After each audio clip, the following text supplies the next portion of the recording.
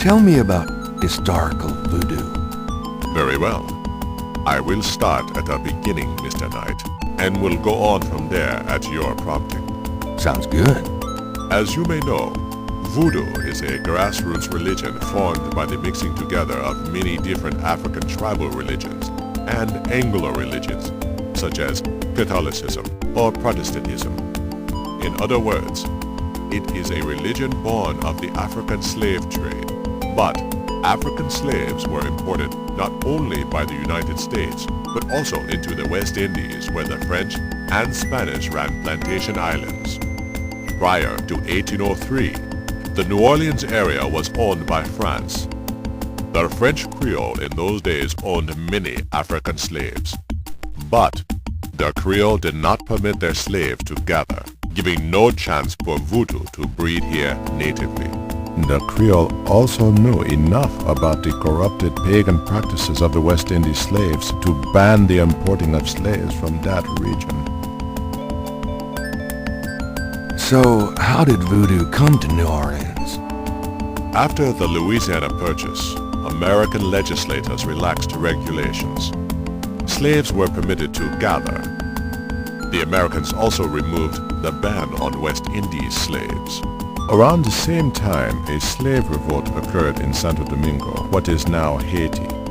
Between the lifting of the ban and the Haitian revolt, West Indies slaves began pouring into New Orleans. Some of them were free people of color, freed or escaped slaves. Some came with their white owners who were fleeing from the revolt. What happened when the West Indies slaves got here? They brought voodoo with them. The native slaves were more than enthusiastic about embracing it. It gave them power, Mr. Knight, if only in the form of a communal bond. Among the first meeting places were the Bayou Saint John and the shore of Lake Pontchartrain. The early voodoos were heavy snake worshippers, worshipping the one they called the Great Zombie. Tell me more about historical voodoo.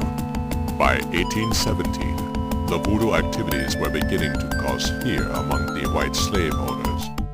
An ordinance was passed to forbid slave gatherings except in designated public areas at designated times. The time was Sunday afternoons and the place, Congo Square. The slaves and free people of color gathered to dance simulations of their voodoo dances right in sight of Creole society. Of course, they also continued to meet in private for the real thing. Tell me more about historical voodoo. There were a variety of kings and queens at first, voodoo priests and priestesses. But from about 1830, a single power emerged. This was a voodoo queen named Marie Laveau. Marie Laveau ruled voodoo in New Orleans for many years.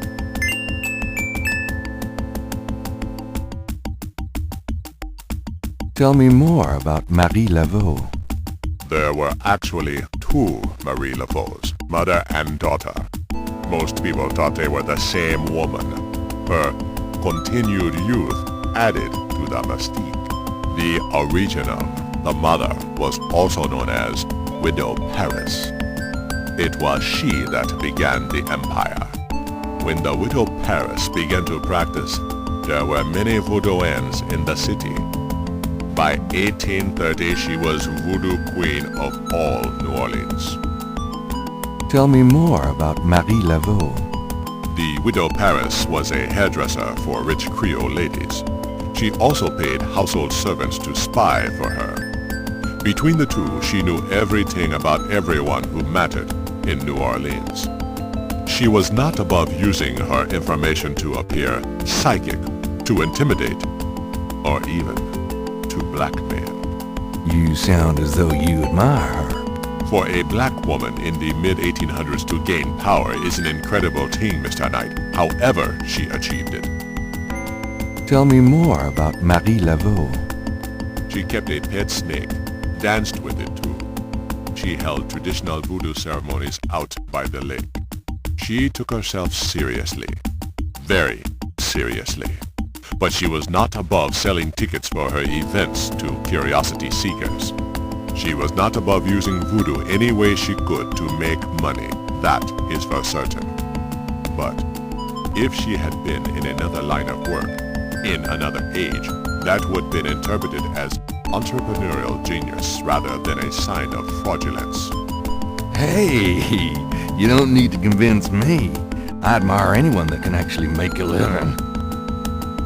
Tell me more about Marie Laveau. It was Marie Laveau who defined the voodoo that is truly and uniquely the voodoo of New Orleans.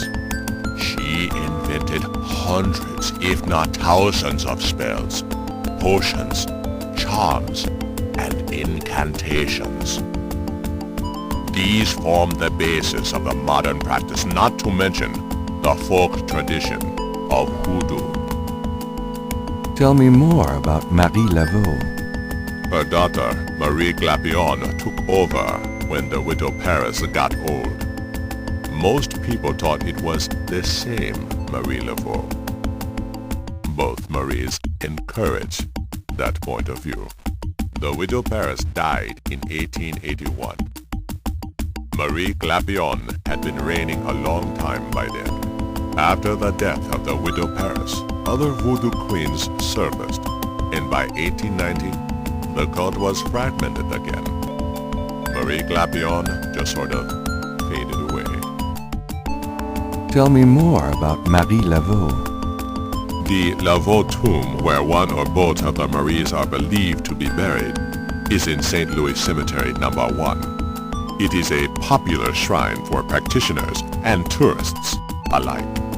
I myself take tours through the cemetery on a regular basis. Really? Do you have any running this week? No, but the cemetery is open to the general public as well.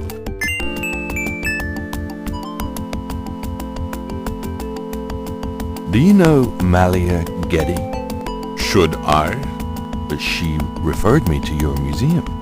Many have read about our museum in the newspapers, Mr. Knight. That's a good point. What exactly is hoodoo? Hoodoo refers to magic folk traditions of the South. Hoodoo is a bastard of voodoo. Many of the Grigri are similar, but hoodoo does not have the religious aspects of voodoo. Is there anything else I should know about hoodoo? Not if your interest is primarily in voodoo. Hoodoo is of interest to those who study rural folk traditions, but it will not aid you in understanding true voodoo.